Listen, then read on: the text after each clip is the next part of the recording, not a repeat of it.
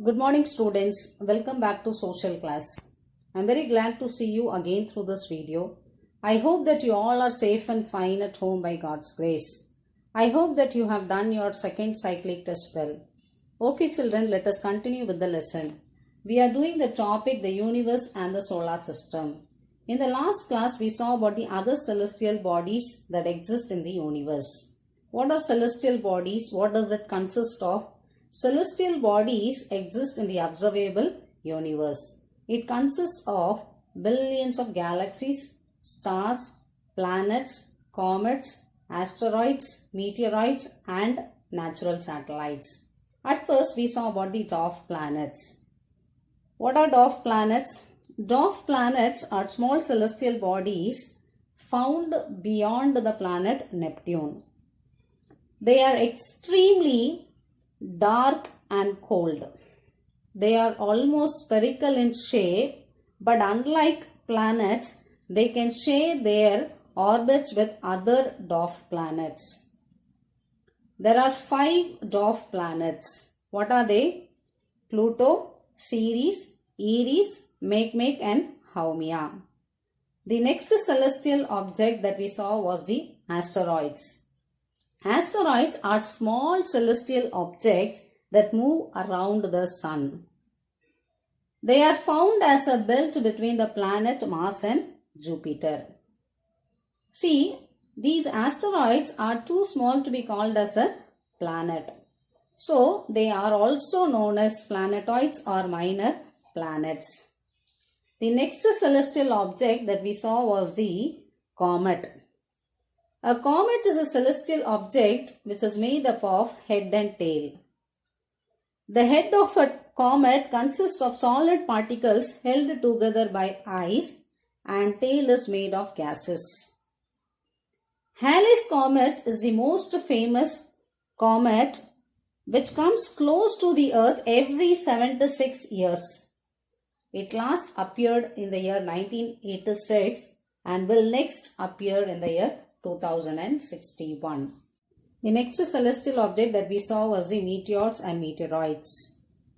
A meteor is a stone-like or metallic body. See, most of them burn when they enter into Earth's atmosphere. As they often appear as streaks of light in the sky, they are also known as shooting stars. Meteors which strike the Earth's surface are called meteoroids. The next celestial object that we saw was the moon. Satellites are celestial objects which revolve around the planets. The moon is the only Earth's satellite. It revolves around the Earth once in every 27 days and 8 hours. It takes about the same time for it to complete one rotation around its axis. It has no atmosphere. The surface of the moon is characterized by craters, which is created by the impact of the meteors. The distance between the moon and the earth is 3,84,400 kilometers. And the size of the moon is 1/4 of the earth. The moon is the only celestial body where humans have landed. Today we are going to see about the motions of the earth. Motions of the earth. Children, have you noticed the sun in the morning, afternoon or evening? Is it in the same place throughout the day? No. It is seen in the east in the morning, overhead in the afternoon and in the west in the evening. Have you ever thought of the reason behind it? This is because of the constant moving of the earth around the sun. Because sun is at the center and the earth revolves around the sun. It seems that the sun is moving, but it is not so. This is similar to what you experience when you are traveling in a bus or train. When you look out of the window, the trees, the lamppost and other objects seem to be moving, but actually it is you who are moving. To understand the motions of the earth better, you need to be familiar with the shape and inclination of the earth. What is the shape of the earth? The earth is spherical in shape. See, you have to understand the earth rotates on its axis. What is an axis?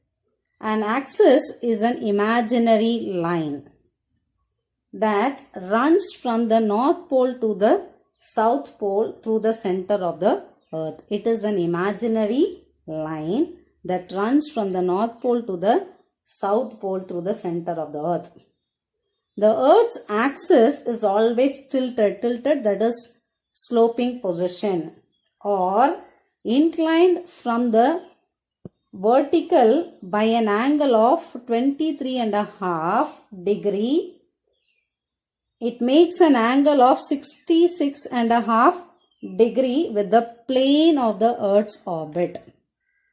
I'll repeat again. The earth's axis, that is an imaginary line which runs from the north pole to the south pole through the center of the earth, is always tilted, that is it is in the sloping position or inclined from the vertical by an 23.5 degree, which makes an angle of 66.5 degree with the plane of the earth's orbit.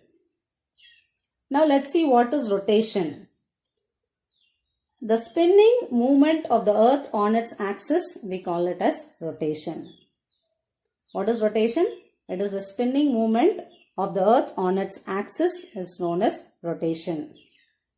It rotates from west to east, that is anti-clockwise, and takes 23 hours, 56 minutes and 4.09 seconds to complete one rotation.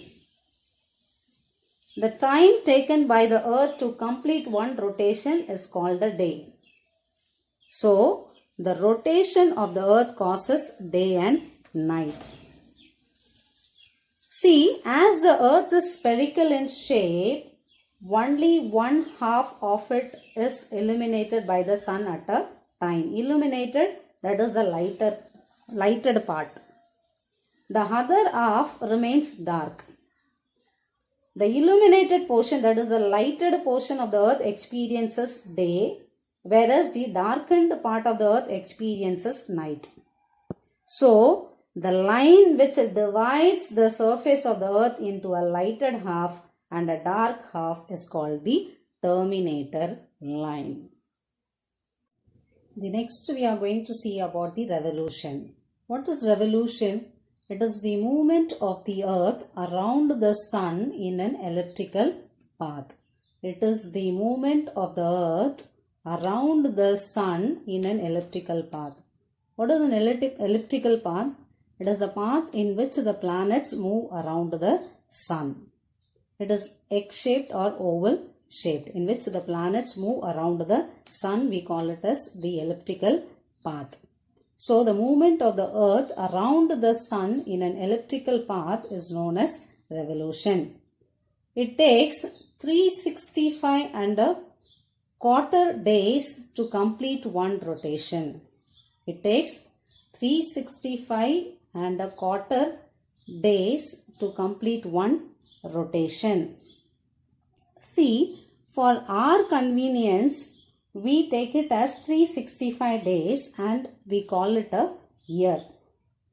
The remaining quarter day is added once in every 4 years in the month of February. That is why February has 29 days once in every 4 years. And that year we call it as the leap year. So this quarter day is adjusted with the 29 days which comes in the month of February in every 4 years, which we call it as a leap year. See, our earth is divided into northern hemisphere and southern hemisphere. The northern hemisphere is inclined towards the sun for 6 months, that is from 21st March to 23rd September. So during that time, the southern hemisphere is tilted away from the sun. From September 23rd to March 21st, the southern hemisphere is inclined towards the sun, and the northern hemisphere faces away from the sun. So the changing position of the earth in its orbits during revolution, which gives the impression that the sun is continuously moving north and south of the equator. But the equator faces the sun directly on 21st March and 23rd September. So these 2 days are called equinoxes, during which the day and night are equal throughout the earth. Then on 21st June, the Tropic of Cancer, that is at 23.5 degree north and south, faces the sun, which is known as summer solstice. It is the longest day in the northern hemisphere and longest night in the that is the shortest day in the southern hemisphere. I'll repeat again. On 21st June, the Tropic of Cancer faces the sun. This is known as summer solstice. It is the longest day in the northern hemisphere and longest night in the southern hemisphere. So, in northern hemisphere, the day will be long, and in the southern hemisphere, the day will be short. Night will be long. On 22nd December, the Tropic of Cancer, that is 66.5 degree north and south, faces the sun, which is called as the winter solstice. It is the longest day in the southern hemisphere and longest night, that is the shortest day in the northern hemisphere, just the opposite. So, on 22nd December, the Tropic of Cancer, that is 66.5 degree north and south, faces the sun, which is called as winter solstice. It is the longest day in the southern hemisphere and longest night in the northern hemisphere. I hope that you have understood the rotation and revolution of the earth. Followed by this, you are going to see a video. Followed by that, one assignment will be given. Please complete it. Thank you, children.